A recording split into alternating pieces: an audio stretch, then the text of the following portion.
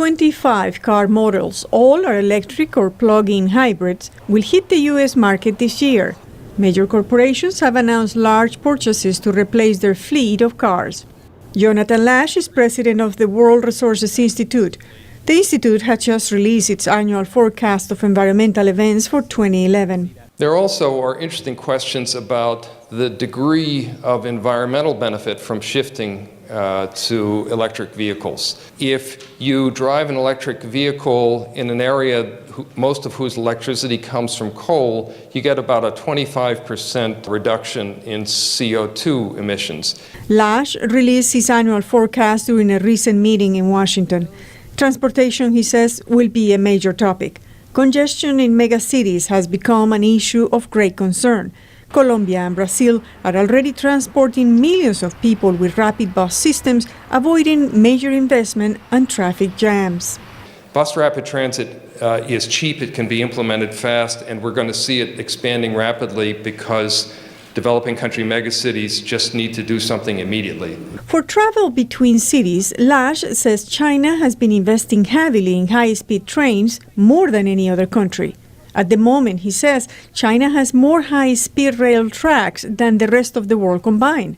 China is also making major investment in renewable energy.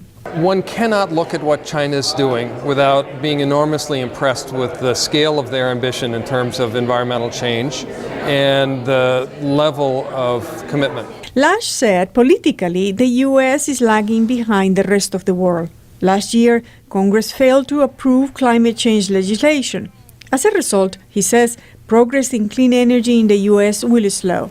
But he hopes changes in the individual states will lead to national change. If you look at what's happening at the state level, more than 20 states pursuing their own climate programs, or what's happening at the community level, several hundred cities, or at the corporate level, you see a lot of movement going on. In the bridge, the U.S. Environmental Protection Agency announced it will begin to regulate greenhouse gas emissions and toxic substances.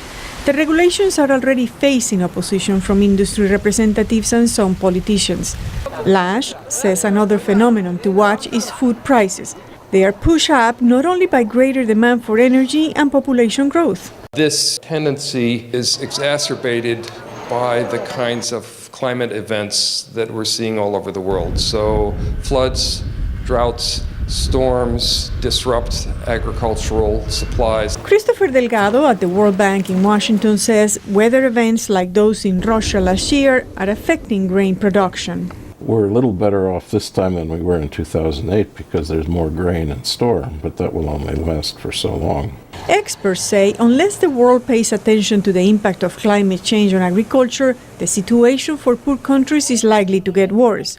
Andrew Steer is a special envoy for climate change at the World Bank. If we don't take serious action, yields in parts of the world that currently have the most poor people, such as Africa, yields will decline. Some of the estimates suggest that yields in Africa in 2100 will be down by almost 50%. Steer says the World Bank is working in more than 130 countries to reduce the effects of climate change, especially in agriculture.